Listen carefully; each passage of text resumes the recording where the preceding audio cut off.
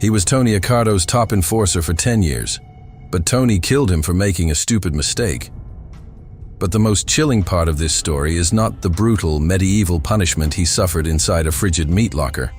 The truly terrifying part is that this loyal, veteran enforcer never actually betrayed the mafia.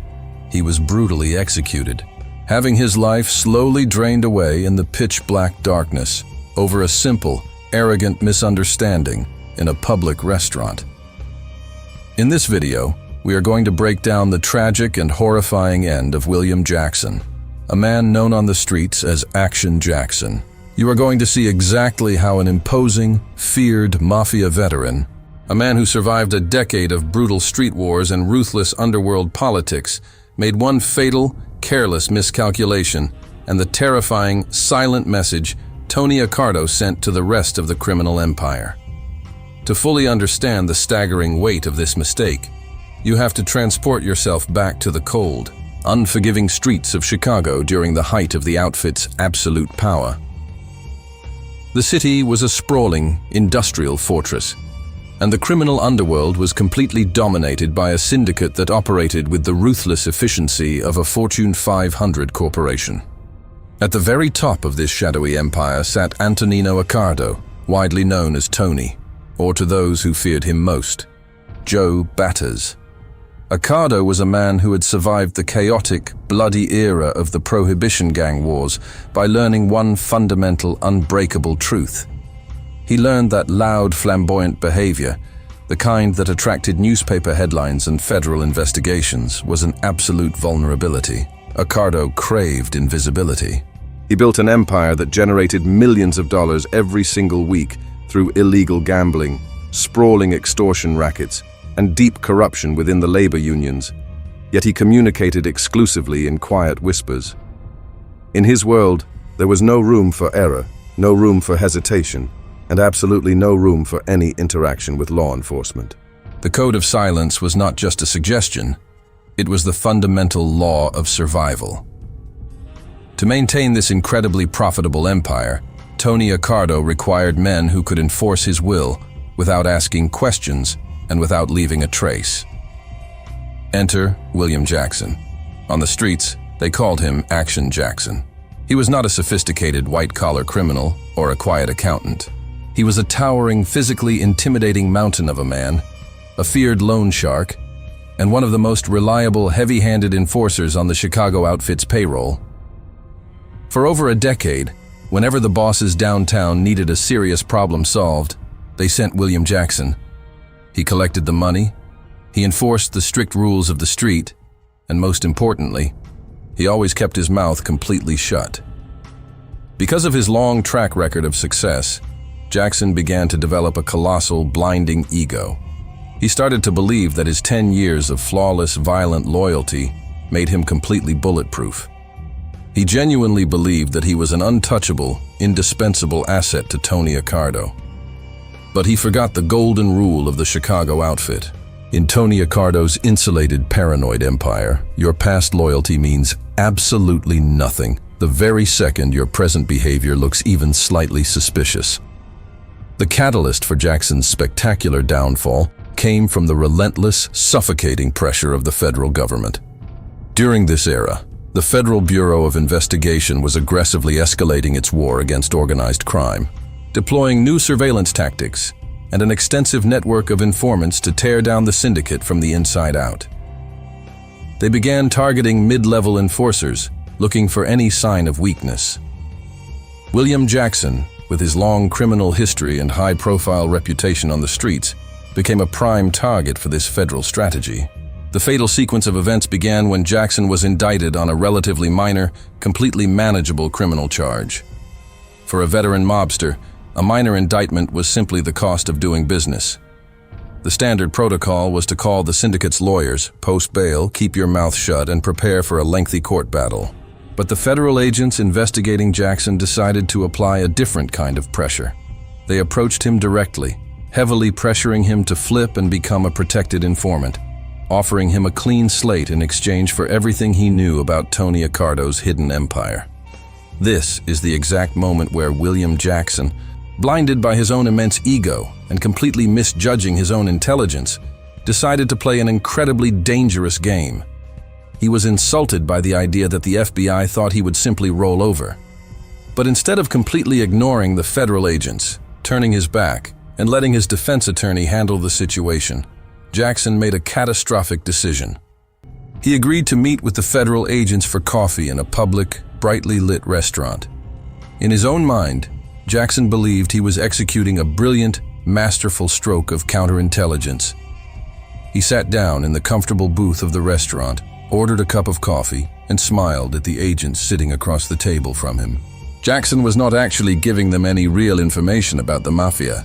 Instead, he was arrogantly trying to fish for details about their ongoing investigation. He wanted to know exactly how much the feds really knew. He was talking in circles, thoroughly enjoying the thrill of sitting face to face with his sworn enemies and feeling like he was outsmarting them all. He genuinely believed that because no real secrets were leaving his lips, he was not breaking the sacred code of silence. But that arrogant, reckless assumption was his stupid, completely unforgivable mistake. Jackson fundamentally misunderstood the very nature of the organization he had served for a decade. In the dark, paranoid world of the mafia, actual truth and legal definitions do not matter. Perception is absolute reality. The Chicago outfit did not survive for decades by waiting for hard, undeniable evidence of treason. They survived by aggressively eliminating the very possibility of treason before it could ever take root. And Tony Accardo had eyes everywhere.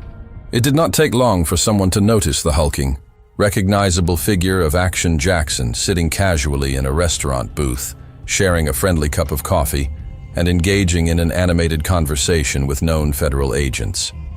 The chilling report was immediately sent up the chain of command, landing directly on the desk of Tony Accardo. When the news reached the insulated boss, the reaction was terrifyingly silent.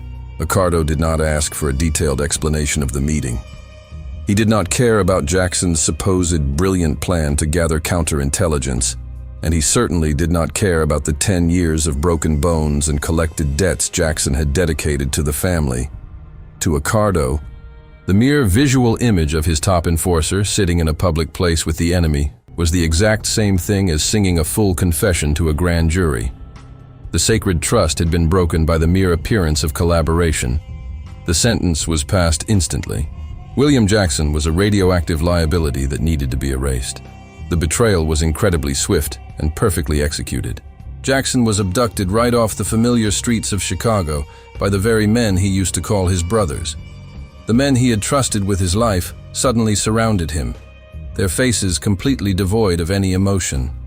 The devastating realization that his decade of brutal service meant absolutely nothing, that his arrogant game with the FBI had sealed his fate, must have hit him with the crushing force of a freight train. He was disarmed, bound, and thrown into the back of a nondescript vehicle, completely vanishing from the public eye. They did not take him to a deserted forest preserve, and they did not drive him to a quiet basement. A simple bullet was considered far too quick and merciful for a man accused of collaborating with the federal government. Tony Accardo wanted to make a profound, agonizing example of him. The men drove Jackson to an immense industrial meatpacking plant owned entirely by the syndicate's hidden investors. The environment was specifically chosen for its utter lack of humanity and its complete isolation from the outside world. As Jackson was dragged through the heavy metal doors, the first thing that must have assaulted his senses was the overwhelming, bone-chilling industrial cold. The punishment he was about to endure was meticulously designed to be a prolonged, agonizing psychological and physical destruction. Inside the icy, echoing halls of the slaughterhouse, the heavy-set veteran enforcer was stripped of his clothing and his dignity. He was severely beaten by the men he once considered his closest friends, his large frame offering absolutely no protection against the coordinated assault.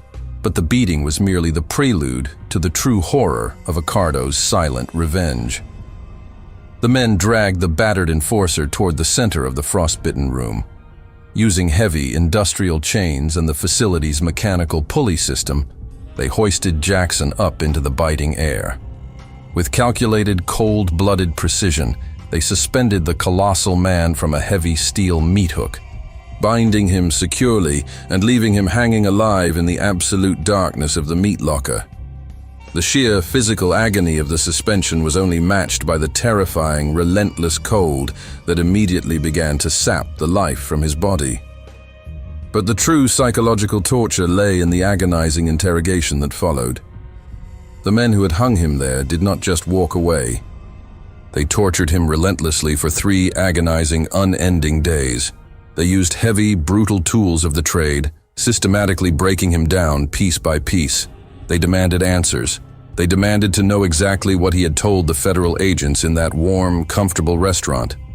They wanted to know which hidden operations he had compromised and what deals he had secretly signed with the government. But Jackson, hanging in the pitch-black darkness, his heavy body failing him, found himself trapped in the ultimate horrifying paradox. He was being tortured to the edge of madness for a confession he simply could not give. He screamed, he pleaded, and he begged his former brothers to believe him. He swore on everything he loved that he had never betrayed the family, and that it was all a stupid, arrogant mistake. But his desperate, agonizing truth meant absolutely nothing to the men holding the weapons. They had their orders from Tony Accardo, and Tony Accardo only dealt in absolute certainties. The torture continued, a relentless cycle of pain and glacial cold, until Jackson's straining heart could no longer sustain the trauma. He finally expired in the frigid darkness, completely abandoned by the organization he had dedicated his entire adult life to protecting. But Tony Accardo's terrifying message was not meant to stay hidden away inside a dark freezer. After 3 agonizing days, the Mafia enforcers returned to the meat locker. They took Jackson's battered, frozen remains, folded his towering frame, and stuffed him into the trunk of an abandoned Cadillac left parked on the busy streets of Chicago. Accardo wanted the body to be found. When the local police finally discovered the vehicle, the horrifying crime scene became a permanent, chilling warning to the entire city. His fatal mistake was not talking to the police. His mistake was forgetting the fundamental nature of the beast he served. He forgot that Tony Accardo did not need hard proof of treason to order an execution. He only needed a shadow of a doubt to turn his best, most loyal man into a public display of terror. The horrifying demise of William Action Jackson became a dark, terrifying legend within the Chicago underworld. It served as a permanent reminder to every single soldier operating under the shadow of the outfit. It proved that absolutely no one, regardless of their size, their reputation, or their decades of loyal service, was untouchable. It demonstrated that arrogance was a fatal disease and that the code of silence was absolute and unforgiving. Tony Accardo did not just execute an enforcer, he orchestrated a masterpiece of psychological terror that guaranteed absolute obedience for generations. He proved that in the cold, calculating world of the Mafia, playing games with the enemy will inevitably lead you to the slaughterhouse, where your loyalty will be rewarded with a chain, and your brilliant plans will end in the trunk of a car. As you look back at the history of these powerful syndicates, the chilling echo of the meat locker serves as the ultimate warning. In a world governed by total paranoia, the most dangerous thing you can possibly possess is the illusion that you are somehow smarter than the men who rule the shadows.